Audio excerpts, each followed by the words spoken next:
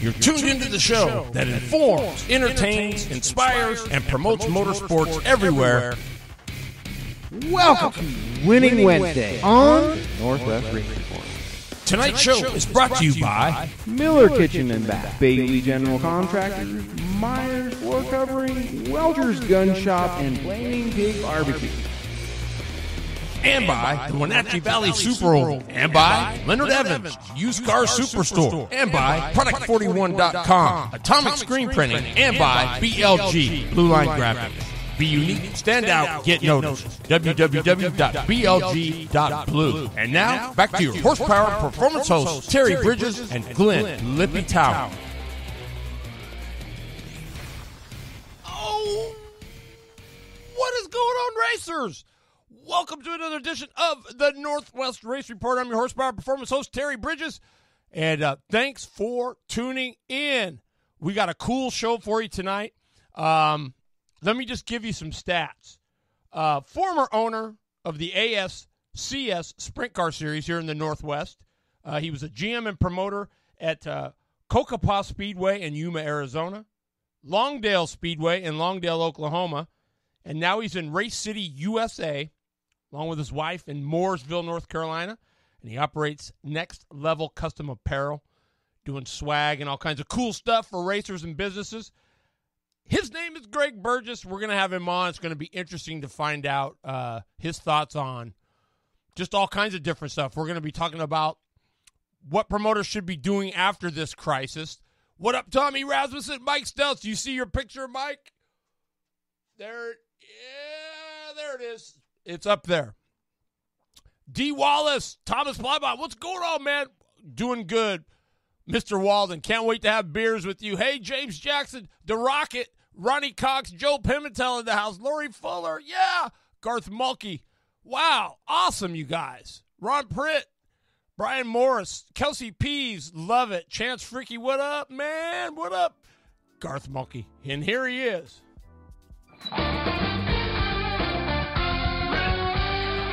Your favorite drivers and people of interest in the motorsports world. It's time for In the Seat, powered by Blue Line Graphics. I just gave you the lowdown. You've heard the stats. Here he is live. Welcome to the show, Mr. Greg Burgess. What's going on, Greg?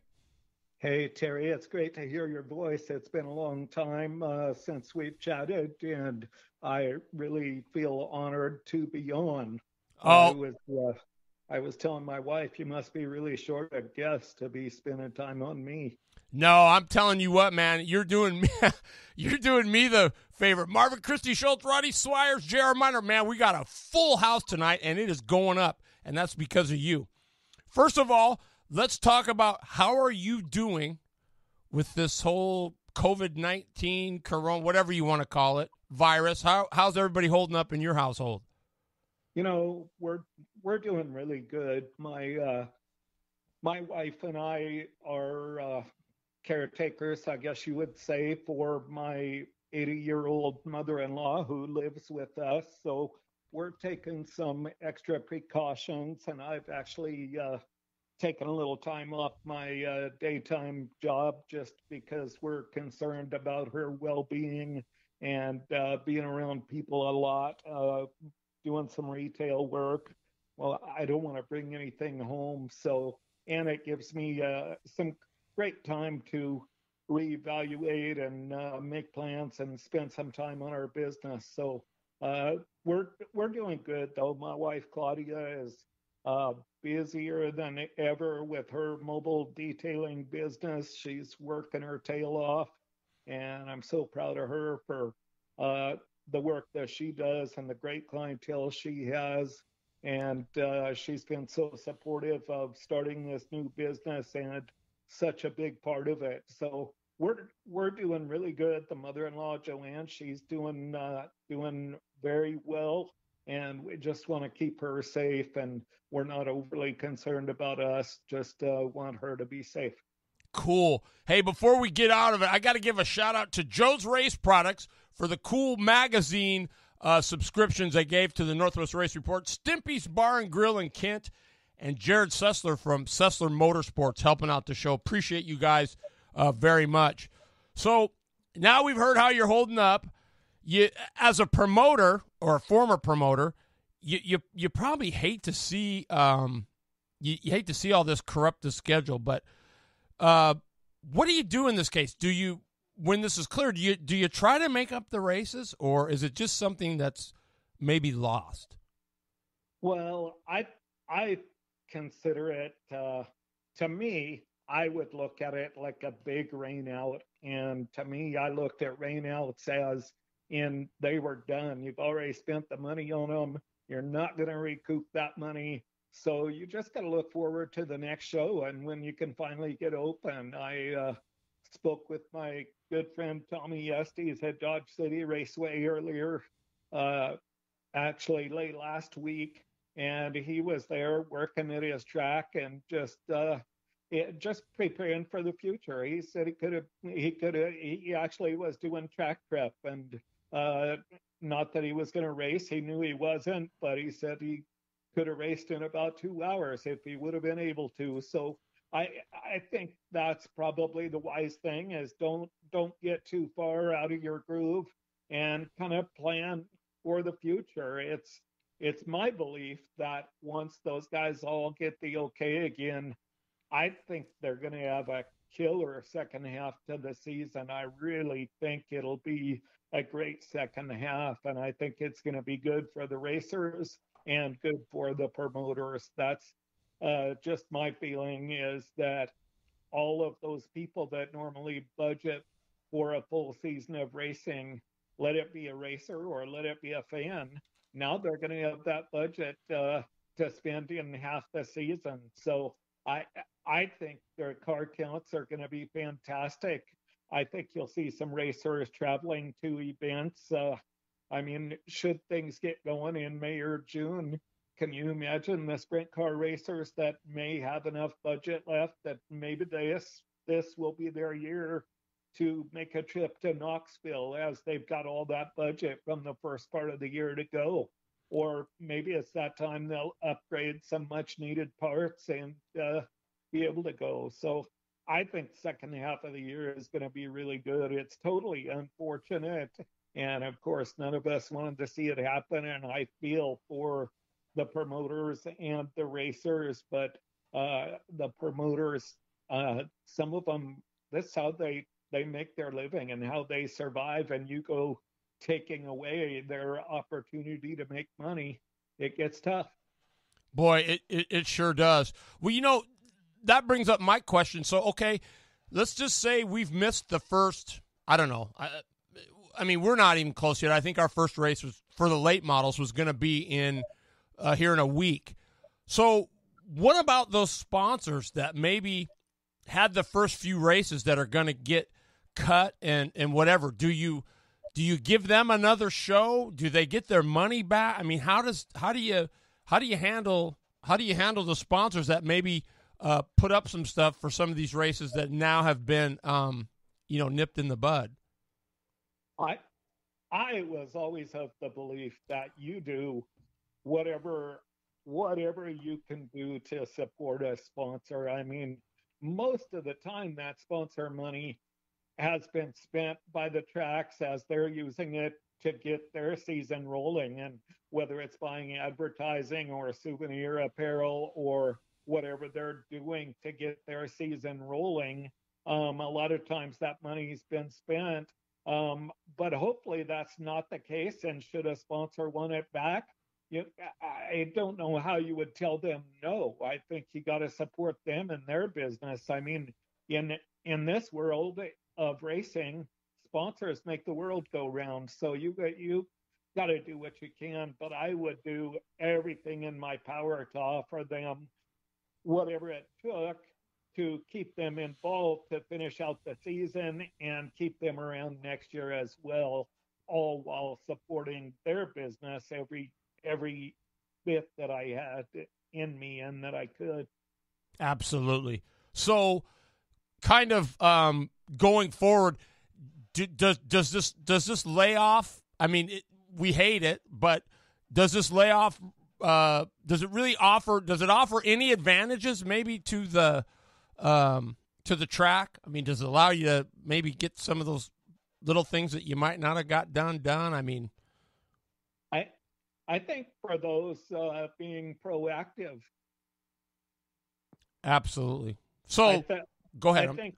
I think it really can offer some advantages, and those people that are there working, they can apply this time to taking care of whether it's some much needed freshen up around the facility, or maybe I don't know if you probably can't make sponsor visits, but you could make sponsor calls and check up on them, and those things that you normally can't do or time doesn't allow you to do once the season gets going. You make those calls, check up on those sponsors and their families, and offer to help them with anything you can. And everybody's kind of in it together. It's not like the sponsors are shut down and you're still making money. The track's shut down too, so they they understand it as well. So it's kind of like we're all in this together. And when we get the go ahead, which hopefully is not too far off, then we'll all go back to work. And it's really sad to me, as the economy was ripping along there, probably the best economy of my lifetime, and many of those out there. And we, of course, had made business investments and getting ready for the rest of the year and next year and preparing for big things. And then something like this happens. So it's kind of the same as a promoter, although a promoter has different ways that they make money. And a lot of them, they get about 5 hours on a Saturday night where they've got to make enough money for their next event. So they've got tough roads ahead, just like every business. So they can pull out of it, and I think it's important that we all keep a positive attitude, take care of each other, and share some love and share some prayers, and all look forward. Absolutely, man. That's some awesome advice. So let's kind of bring everybody up to date so they kind of get to know you a little bit. You actually started the or I don't know, maybe you bought it, I'm not sure, but the Northwest ASCS Sprint Car Series that was here in the Northwest. Did you start that, or did you buy that and just continue running it? I was involved when in bringing ASCS to the Northwest. I did not own it at the time. Was not actually, I believe at the time, George Wade was the manager of the series, and then was involved back then after the unfortunate loss of Fred. Then I got involved after that and worked the series for a few years there, and had a great time doing it, learned a lot, and spent a little bit more time than I had at Grays Harbor assisting there. And then I went from being a 25-year season ticket holder at Grays Harbor Raceway and a big fan of the Northern Sprint Tour, and kind of paid attention to what Mr. Brownfield did in his time. And then when the time came, stepped in and did what I could, and then went through some changes personally and had an opportunity to go to Yuma, Arizona and work for the Cocopah Indian tribe, and had one of the greatest experiences of my lifetime. Met some wonderful people there that are still very good friends, and miss them dearly. Had a major hand in building a beautiful facility there. We put together a great team that was very involved. There was no I in anything there. That was all about the team and the support we had. And then from there, moved to Oklahoma, ran a track there for Jesse Hoskins a couple of years, Longdale Speedway, beautiful facility that he built out in the middle of a field. town population was 232, and Wow.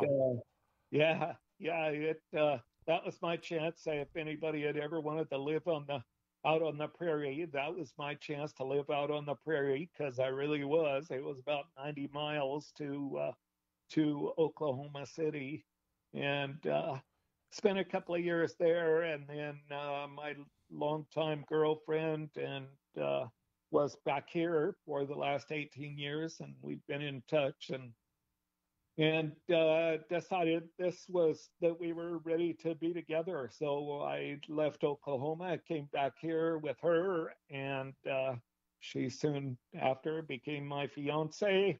And Next Level Custom Apparel was born, and that was kind of born out of the parts of the promoting business that I really loved a lot. I liked all of it, and there was nothing like pulling off a big show with my team. That was great. But I really enjoyed the souvenir end of things and the apparel, that part of it, concessions. Those things are things that a lot of promoters hate. I was kind of the other way. I like those things. So wanted to get involved in the apparel business, always wanted to, but never really was able to get there. And my wife, she just supported it fully and was behind me and gave me the support and the push I needed. And so now we've got a beautiful little shop here and a big shop ready to move into. That's probably been delayed a little bit now, but we've got some great equipment, work with a few racers and a few tracks, and hopefully some more. We've got some good stuff we've been working on, and look forward to working. Anytime I get to work with a racer or a track, it means a lot to me, because a lot of my heart is in racing. Absolutely. You probably know him. He was the promoter at Tri-City Raceway for years. He just taken over Hermiston Raceway. Wayne Walden, he said, what a beautiful track you had down in Yuma.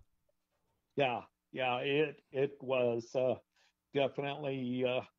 Will never forget those years there, and the Cocopah Indian tribe gave me all the support and backing. Got along good with the chairwoman, Sherry Cordova, still a friend to this day, stays in touch, and had just some super sponsors there. Les Evans and his family, great people. Larry Linares from Fisher Chevrolet, Ryan Hancock. There is a handful of them, and I don't want to leave any out, but there was some great people in addition to our team there that were involved along with the tribe. And it was absolutely, like I say, one of the greatest experiences of my life.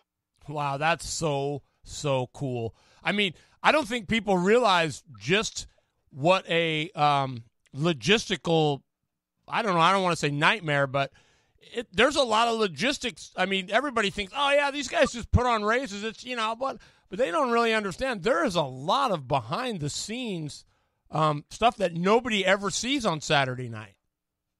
There's a lot, I think, and I still talk to Lena Miller, who is a dear friend and was race director for just about the full time I was in Yuma. And we talk about it a lot. And I think the first 2 years I was there, I don't know that I did not go to the office one day during those first 2 years. We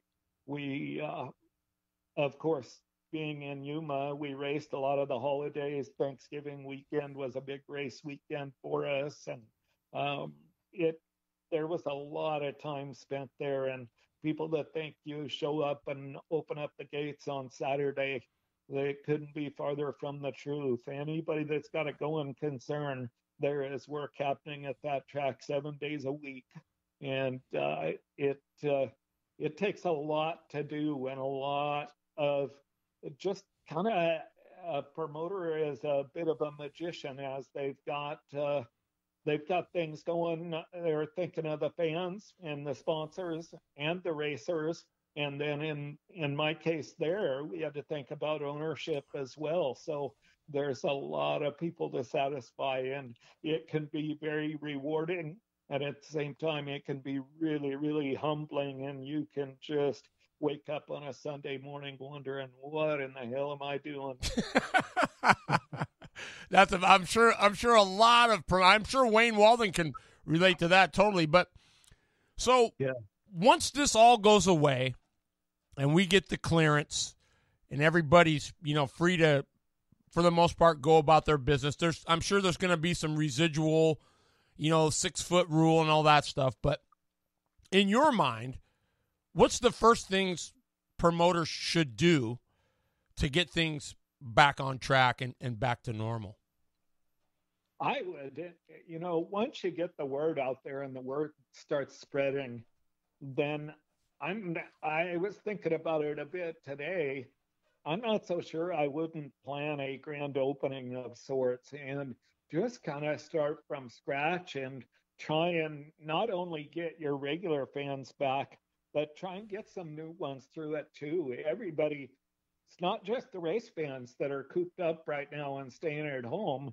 It's everybody. So I think everybody you may be able to gain some fans that have been locked up that would not normally go to an outdoor event, but they might be ready for some fresh air and an evening sitting out in some grandstands and a cold refreshment of some type and maybe some great racetrack food. So I think there's huge opportunity the rest of the year. Like say everybody's going to have a little extra budget. I believe I just at this point, I mean, there may be some people hurting and short as well. I don't want to leave them out if that's the case, but I think a lot of people are going to come through this okay or recover okay, and I think they're going to be ready to go do stuff and make the best of the rest of 2020. I just Americans are not people to fold. They're going to want to go and make the best of the year. So I would be trying to play the rest of the year up big and make it big right from the start. And whether you started off with literally fireworks or you just start off with your version of fireworks, I'd try and make it big right from the start, and then I'd play on that the rest of the year. Wow, absolutely. Yeah, that you kind of answered my next, because my next question was, if there is any, the biggest mistake promoters could make coming from that, but that would be, I don't know if you could make a mistake. I guess if you probably did nothing, I guess, right? Well, I think doing nothing would be good, and I think even worst case scenario, the way I see it, if a track was not able to open until June, possibly, I mean, there might be some out there somewhere in a bad area where the virus is real bad. Maybe it would be a little bit later than that. I would still try and get that thing open. And unless there's some expense that I'm not thinking of, I'd try and get that thing open because I can see some better than normal crowds. I don't see the fans or the racers saying, I'm just going to take the rest of the year off. I just don't see that happening. Race fans and racers are pretty passionate about what they do. So I think when they get the chance to go, they're going to go. Absolutely. So we'll get off the virus thing a little bit, but in your experience, what do promoters in this day and age need to do more of? I think the thing after being away a couple of years that I see, and we've talked about it forever, but we've got to get the younger crowd involved. And I'm not talking about racers. There's a lot of tracks, Kokopah being one of them that's doing a good job of getting kids involved in racing. But we got to get kids involved in the grandstands and involved in being fans and understanding racing. And I don't totally have that figured out yet. I know from going to races, let it be, local dirt track racing or let it be a NASCAR race. Cell phones are in our hands now all the time. I can remember looking down from the tower there at Kokpa and Longdale too. And all you see, everyone has got a cell phone and they are either typing or they're looking or they're filming.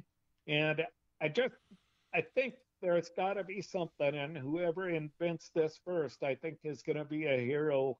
But I think and I've talked about this for years now, but I think if somebody came up with an app or a program where fans in the stands could vote on a heat race, if the heat race lineup came over the cell phone and you got to pick who you thought was your winner, and then whether you gave away a free Coke or they just had bragging rights. I mean, for years, that's been a thing in the grandstands, is whether it's been husband and wife, boyfriend, girlfriend, or two buddies out for a night at the races. The old betting is who's your pick in this race. That's happened forever. If we could convert that over to technology now, to cell phones, I think that would do a lot for to encourage the younger crowd.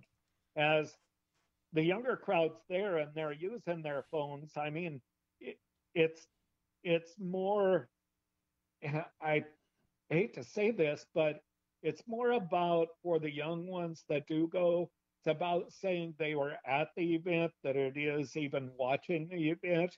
They want to text their friends and say, hey, I'm out at the Speedway. I'm at Grays Harbor Raceway. I'm at the Willamette Speedway.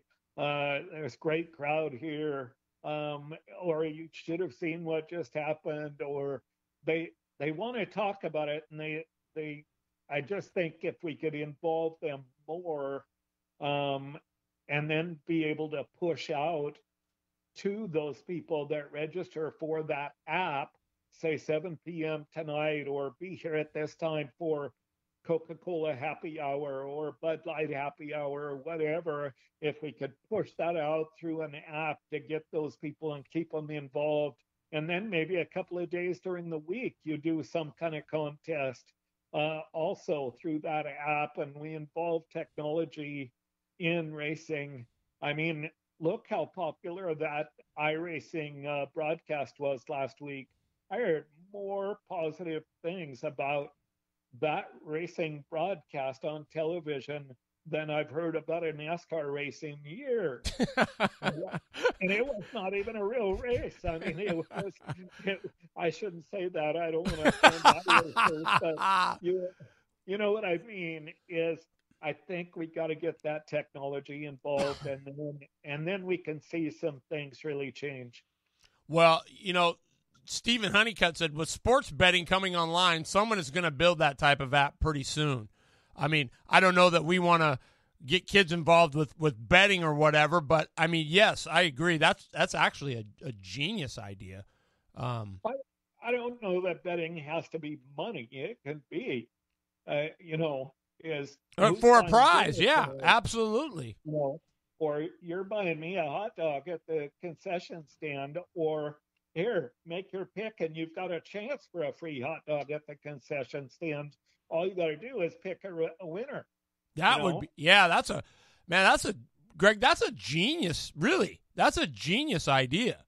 I mean, I don't know, and maybe, I don't know how you could do that even live at the track with the announcer, but maybe there's a way. But man, what a great idea. Well, I think the way they're pushing out live lineups and live, results now, I think there's got to be a way it can happen. I don't know. I'm far from a tech head, so I don't know. But I bet there's somebody out there that can figure it out. And when they do, they're going to be the ones responsible for making racing turn around. And I think you will at least see a flattening off of the drop-in fans and so on. I think you can see that turn around by some kind of change like that, because we got to do something, as fan counts are everybody's struggle. I don't want to say that racers are easy to get, but racers are, compared to fans, racers are easy to get. Yeah. So we got to get the fan end of this thing figured out if there's going to be racing around here for another 50 years. Well, and that's, Greg, I think that's always been the issue, right? We've got the back gate figured out. That's pretty easy. It's that front gate that's been from day one. That's the bread and butter of racetracks, is that front gate. And so you're absolutely right. I've got a buddy that has a podcast called The Bear's Den every Tuesday night at 8 o'clock. His name's Bear Tomasevich. And he asked, what is the hard for you, or in your mind, what was the hardest part of managing a race facility? Getting the fans there. I mean, there's definitely a balancing point there. I mean, I wanted to do everything right. I'm not saying some people don't, but I wanted to have every racer. I didn't care if they were a local racer or if they had traveled 500 miles to get there. Of course, you appreciate the guy that travels 500 miles, but I also appreciated the guy that traveled 5 miles. I wanted them both to feel like they were treated equal and they had the same chance coming through the gate. And it's a huge balancing act, but that's what they want to be treated fairly, and they want to all feel like they've got a shot at the checkers coming through the gate. And when it comes to the racers, that's the hardest part. When it comes to the fans, you just have to build a good team, and you have to have a good product. You have to have nice, clean facilities. Let it be your grandstands, or let it be your restrooms or your concession. You got to have nice, clean facilities, well kept, that look like you care, and it doesn't hurt to walk through the stands. And I used to enjoy, and credit to my team again, there was times when I felt so privileged to be able to do this, when I would go grab a seat in the stand with the fans and be able to watch a race and view it from their angle.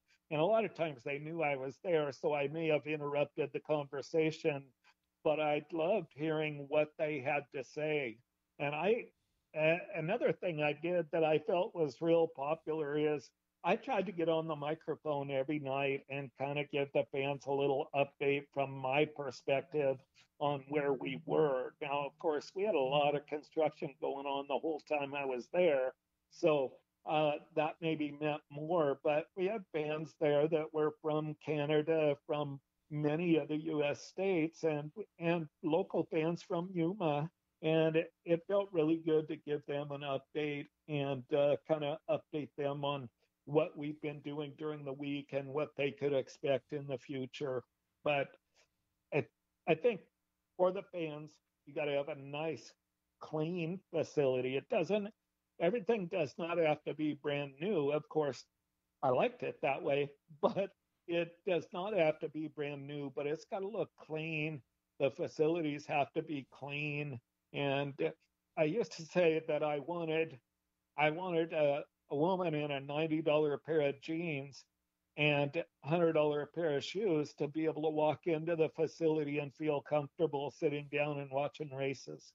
Wow. And that's the way I viewed it and the way I looked at it. That's pretty amazing. I think for the most part, most of the tracks that we have around here in the Northwest, and you've been to a lot of them, they are. I think they could pass. I'm not sure all the restrooms would pass, but I think for the most part, I think most racetracks get that, don't you? I think so, and I think there's some that do a great job at running. I liked, the new nice facility, but I also enjoyed when we used to travel Speed Week. It was fun to go to all the different tracks and go to Cottage Grove and go to the old Willamette Speedway and go down to Medford where they had the grassy area on the end there. And, just the different experiences taught me a lot. And I really enjoyed that. When I was in Arizona, um, going over to Canyon Speedway Park, the promoter there at the time, he used to talk about his facility in words I won't share here, but he, and it was not the grandest facility, but man, they put on some great races. They had some good fan counts, and they did and the racers liked running there. They did a good job. So I don't think it's got to be the couple of $1 million facility. Like say that was what we built, and that was fun, and I totally enjoyed it. But I don't, for those people that don't have that, I don't think you have to. Well, I've got a couple comments on here. Maybe you can reply to them or just give your thoughts. Kevin Bridges says it has to be affordable and fun. Some tracks just price out the family and the fans. Any thoughts on that one? We tried. Jesse Hoskins, the owner of Lawndale Speedway. We tried some stuff. We tried giving away admission a couple of times during the year. We tried $5 admission. Maybe could have been that track, but I don't think so. It was a beautiful facility. I think you can charge, and I think there is a balancing point between too much. But I think also, if you want to you got to look at it from the promoter's end of things. If you want to take your family out for a night, where are you going to go for less money than the local dirt track? And you could compare that to any dirt track in the country. Where are you going to take your family for less? Nowhere really. I mean, what would a movie, right? I mean, what's a movie? If you got a family of, what's the normal family of 4 or 5, I guess. I mean, that's a $50 bill just to get in, right? And then you got another, $10 a piece for, you got a $100 bill right there. And that's an hour and a half worth of entertainment. Most of your local dirt tracks, you're going to get at least 2.5, 3 hours worth of entertainment. Some of them you get more, and that was always something we tried to do. We tried to be done by 10 o'clock every night. And we got it down to where we would make it most nights, on the bigger shows. We didn't, but I think the price, you've got to keep it in mind, and you always want to be always want to be conscious of it. We always did a 12 and under free thing, so kids 12 and under got in free to every event we did, and so I think that's important, and I understand, and I think most of all that the promoters just need to keep the price in mind. I think if it gets up there crazy, then you're probably not going to get a lot of families there. But I also think just working on your local races, and I guess that's another thing I've kind of thought over the last couple of years, is that trying to create those local racing rivalries instead of maybe having so many huge shows might be a better approach, as the big shows cost a lot more, and you have to spend more in advertising because you need more fans there. And one thing I learned from doing the big shows is that once you start that, you'll get fans then. They're only coming to the big shows because their budget is going to stay the same for racing. And if you've got 4 big shows during the year, that might cost them as much as 12 regular shows. That makes real good sense right there. So I think if I had it to do over, I'm not saying I wouldn't have done anything I did, but I would have put some more thought into that and maybe questioned. having some of the those bigger events. shows, correct? Yeah, I think the local racers at every track I've ever been to, the local racers doing your Saturday night, your Speedway series, put on a great show. And the big events, they're fun, and there's nothing like a big event, but they cost a bunch. So, and they cost the fans more to get in, and it just I I just think it's worth some thought. Absolutely. And his second question was, what have you learned or what did you learn from the different tracks that you promoted? Was there a lot of differences or were the similarities the same? No, I think all three was different. I guess looking back now, Grays Harbor had a built-in fan base. Like say, I held season tickets there for 25 years, and I've got friends that still go there that were going then. There was a couple of years when their fan count dropped some, but I think overall, I think Grays Harbor's fan count has stayed pretty steady and does real well. Yuma, that track, great facility and a great town and wonderful people, but it's been open and closed a few times with different promoters, and I don't know. The guys are working really hard there now, and credit to them for jumping in and doing it. Um, I I just Yuma's a tough area. I mean, you got to put on some races in some pretty warm weather, and racing down there in the winter is nice. I mean, it's a great place to race in the winter, but you got to get racers and fans that want to commit some of their holiday weekends to being at the track with you. So um, that was good. I think overall, I guess what I learned is some of the stuff we've just been going over is that um, possibly maybe not so many big events, spend more time. And I feel like I tried to do this in Yuma, and I know we did in Longdale as well. Try and create those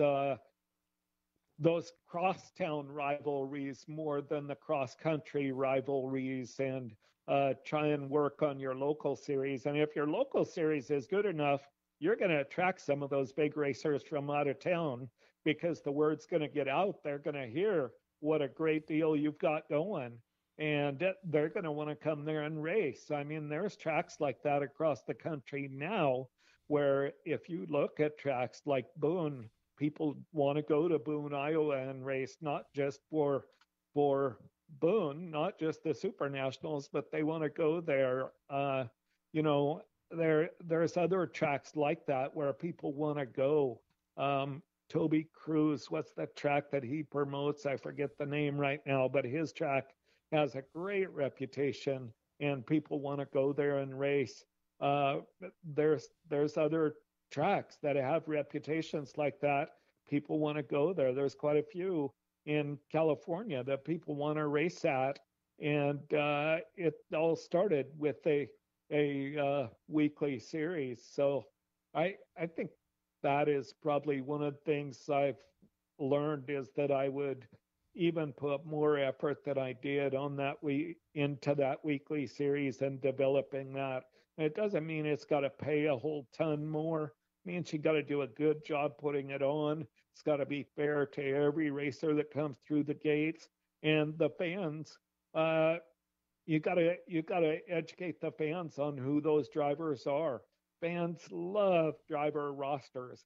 It's why, as a promoter, it's what a tough thing to do is to get a driver roster typed up and up to the main gate to pass out after those drivers have checked in that night. But it can be done, and fans love that stuff. I think one of the ideas that my good friend Dennis Paul, that owns Dennis and his wife Kim own Racetrack Wholesale, recently had a promoter ask them what it would take to get stickers made for their top 10 drivers, just the driver's number and name on those stickers. They wanted to sell them in their souvenir stand.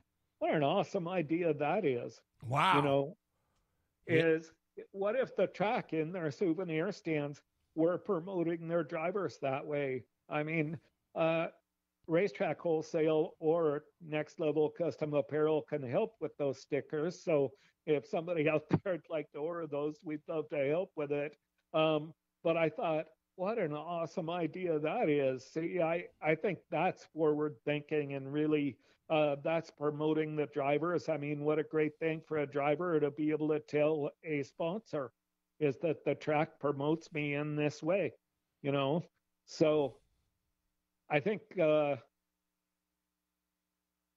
ideas like that are where promoters right now, especially during this time, put some thought into that stuff and put together a plan. And I'm not saying they got to go spend money right now when they don't have any coming in, but they can get a hold of myself or Dennis or anybody that helps them with their promotional goods and get some stuff lined up, ready to go. So when they get the okay to go for it, they're ready to go. And it looks like they spent this time off planning to make a great second half of the season.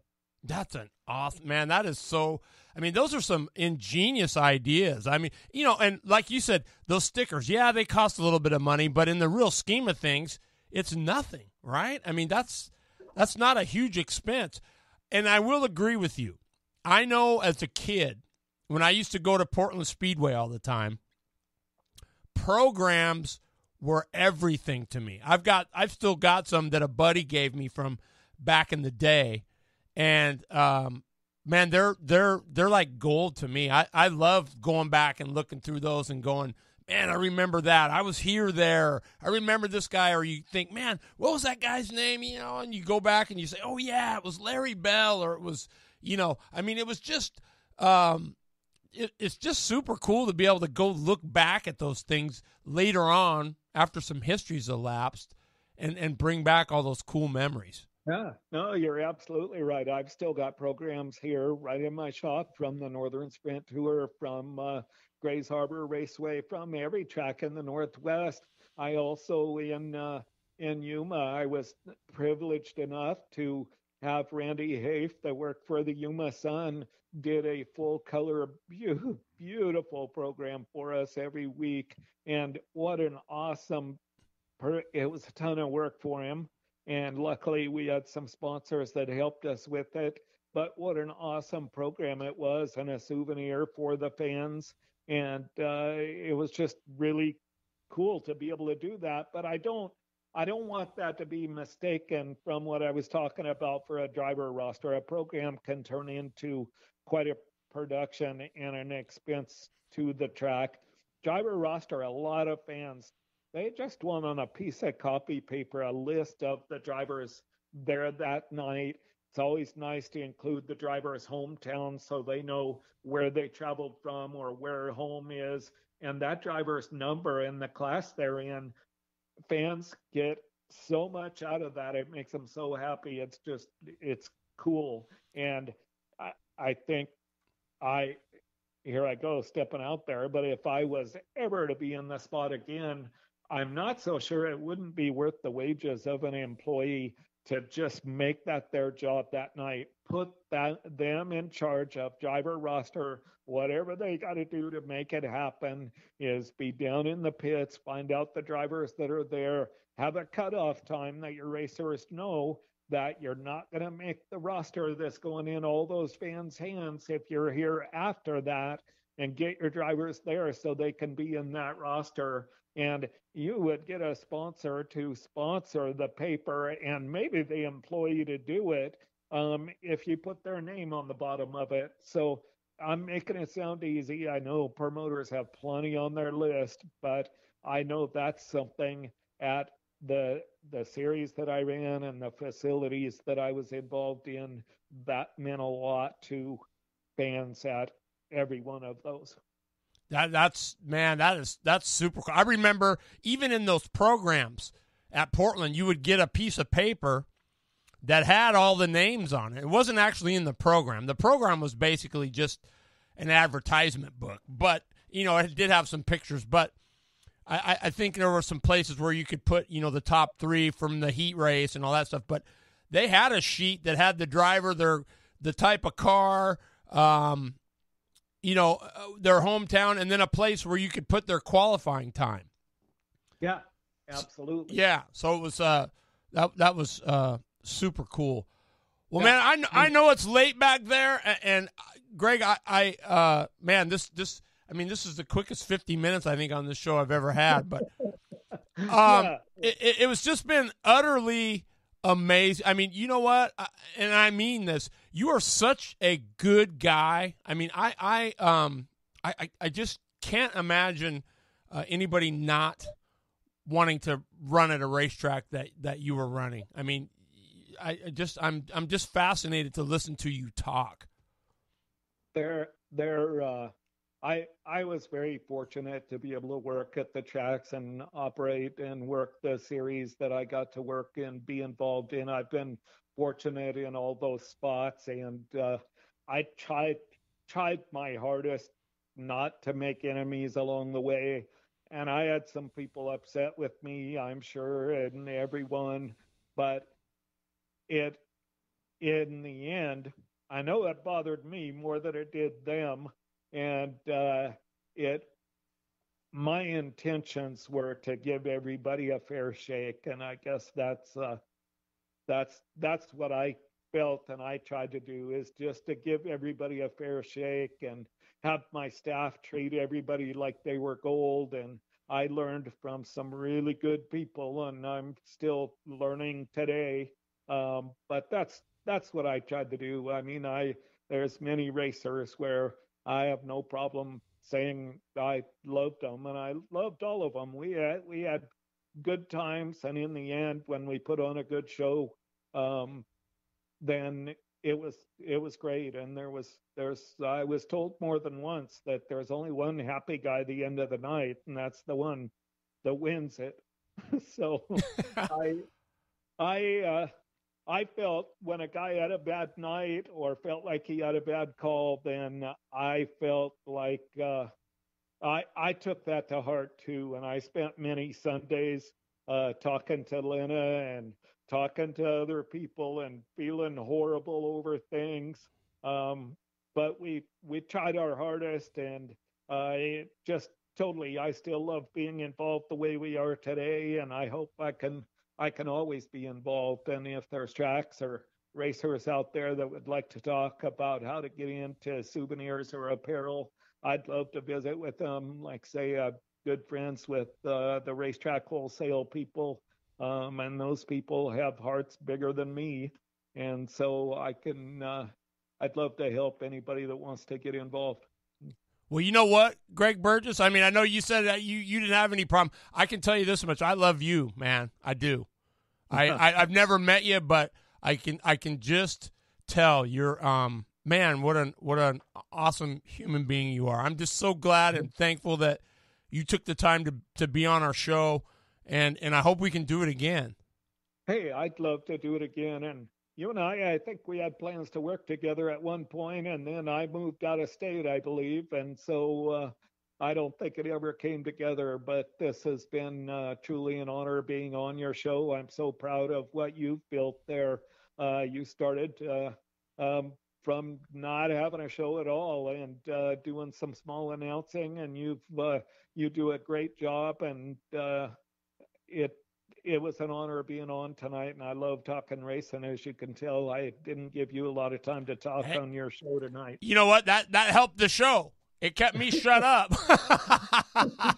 No, that was great.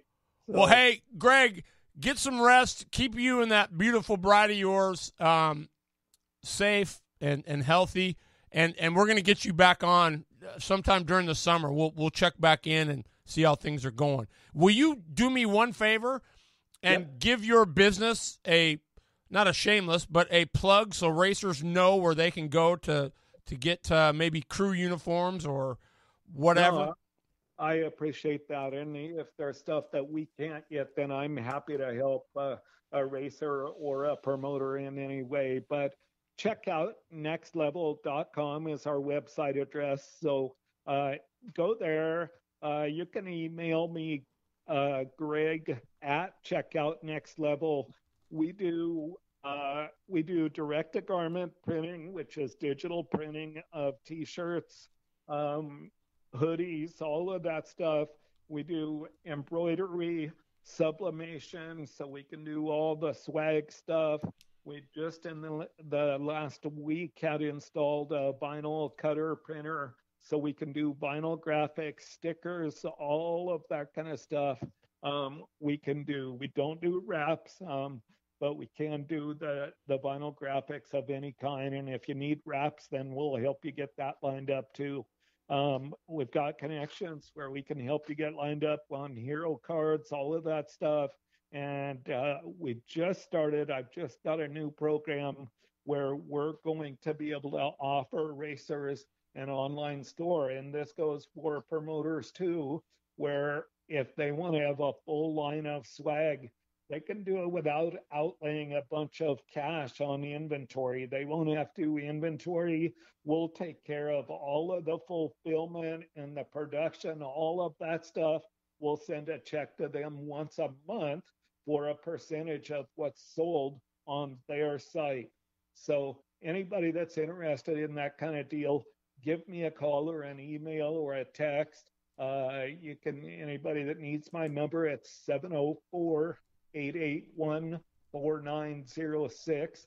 I'd love to talk with anybody out there, and if I can help them with their program, then I'm honored to do that, whether we end up doing business or not. So thank you for the time. I appreciate that very much. And like I say, I appreciate being on the show. What an awesome show this is. Thank you so much, Greg. I'll be sure to post that on the page tonight so that they can get that. But, man, I love you. Give your beautiful bride a hug, and we'll be talking soon, okay? You got it, Terry. Thank you very much, and you take care and stay safe. Thank you, Greg. Bye-bye. Bye. Wow. Greg Burgess, everybody. What do you say? The guy's amazing. I mean, if you thank you, Tony. Thank you, Kimberly. Thank you, Product 41, Ronnie Swires. Thank you to everybody that joined in. I don't want to keep you guys over tonight. We were going to have the loader call in, but we were on agreement. If I knew Greg Burgess is such an interesting cat. I just love the guy. I mean, how can you not? I mean, just an amazing guy. Nextlevel.com, or you can go to Greg at Checkout Next Level to email him. 704-881-4906. I will, there he is. We'll try this. We got a couple minutes, Jeffrey. What's going on? Hey, I was just listening to that fantastic interview. I have met him before at Grays Harbor. Great person. And I just wanted to, there was 4 really cool points I took out of the interview. And I'd like to express those when it's,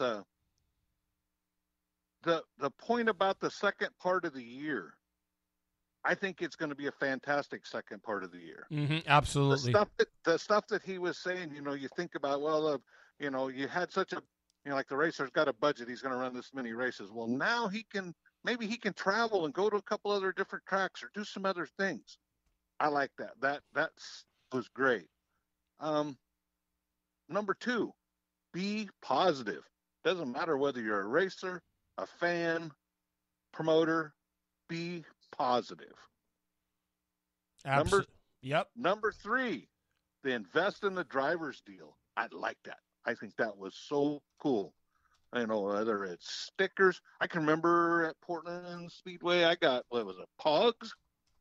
Whatever they were, them round Pog deals that they were giving out for a while. That was what their sponsor thing was. I got them.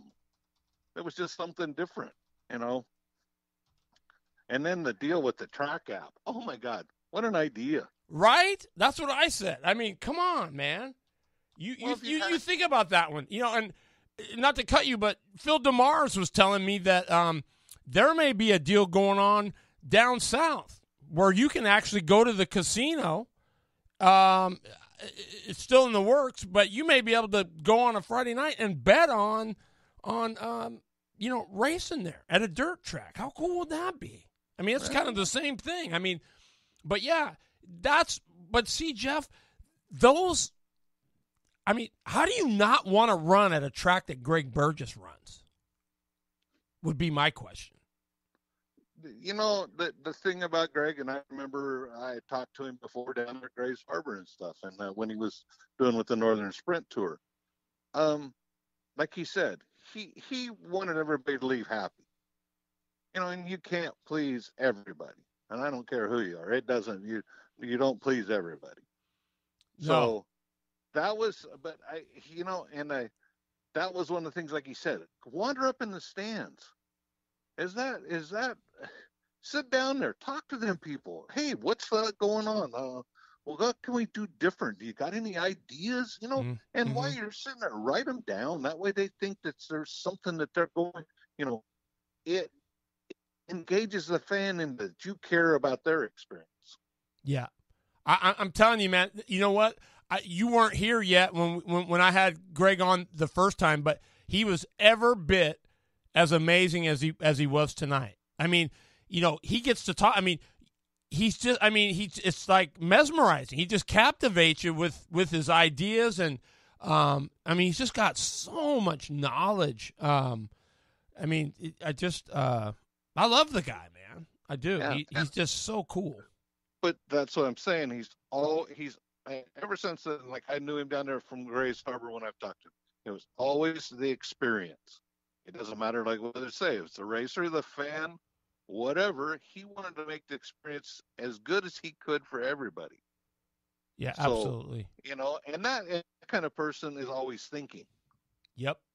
There's always something thinking. There's always something going on. And that's what, you know, as you and I know, that's what makes the world go round. You got to be thinking. Yep. I just want to let everybody know while I got the loader here. I don't know if we're going to be back next week. It might be too soon, but I'm trying to get Adam Nelson from Meridian for Monday night. I've already got Doug Hobbs on the schedule, so be sure you tune into Late Model Monday coming up on Monday. And don't forget this Sunday night, we're going to do a special live show with Phil Fowl. We're going to do some history of karting for some of you karting guys. We're going to start from 58, and we're going to get his experiences. I mean, you will be blown away by some of the things that Phil and his dad and his family did early on in karting. So we just thought it'd be a cool way to break the monotony and get your minds off of this COVID-19 garbage. And I wish Loader could be here, but that'll be Sunday night at 6 p.m. We're going to go 6 to 7. Hopefully that way we're not keeping everybody up too late before the start of the work week. But Work week? I guess there's nobody working. So, yeah, okay, we're going to go from 10 to midnight. No, I'm kidding. But I just thought it would be a good time to do it, and I just think it should be a fun time on Sunday. So, yeah.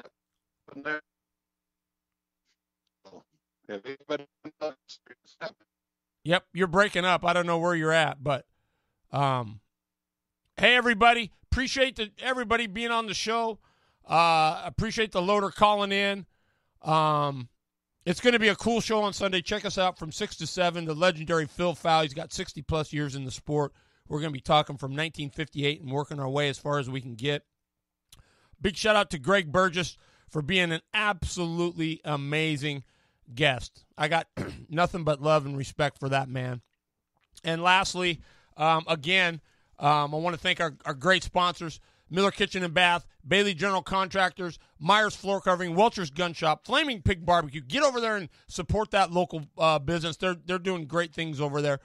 Wenatchee Valley Super Oval and the Leonard Evans Used Car Superstore, Product41.com, Atomic Screen Printing, Barrera Garcia Motorsports, Sessler Motorsports, Stimpy's Bar and Grill. Be sure you check them out, man. They got it going on. You got to go have a Stimpy burger. And Joe's Race Products for the awesome subscription to the CC Racer and Speedway Illustrated. I kept saying, wow, how am I getting these? I didn't. And then I look on there, and it says courtesy of Joe's. So I'm like going, wow. Go ahead. Don't go to Flaming Pig right now. Oh, okay. Close the doors for 2 weeks. Okay, so Flaming Pig is closed.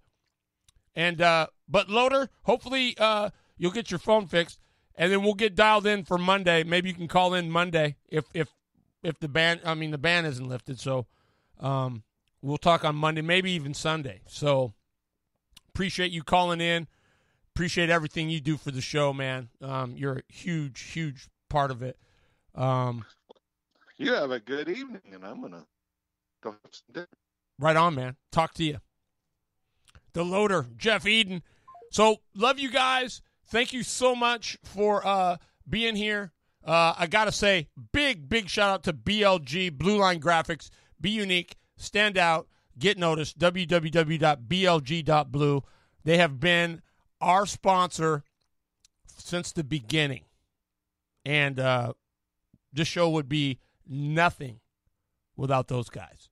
So just so you know, if you can support them and support any of the sponsors that we have, Atomic, Product 41, Flaming Pig, Welcher's Gun, man, please do it. They help us out each and every week. Same with Joe's, Stimpy's Bar and Grill. And Jared Sessler, thank you so much for helping out the show. I really, really appreciate it. I love you guys. Please stay safe. Remember 6 feet.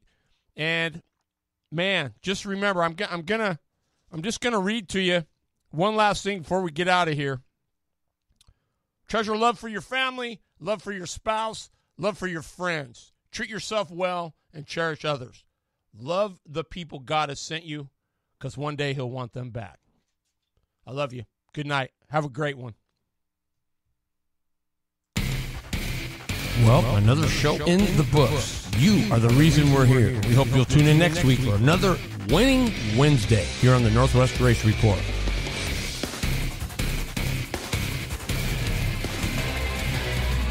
Lippy here. If you like tonight's show or any of our shows, please like and share on Facebook. And don't forget to stop by TerryBridgesRacing.com. Subscribe so you don't miss any of our shows.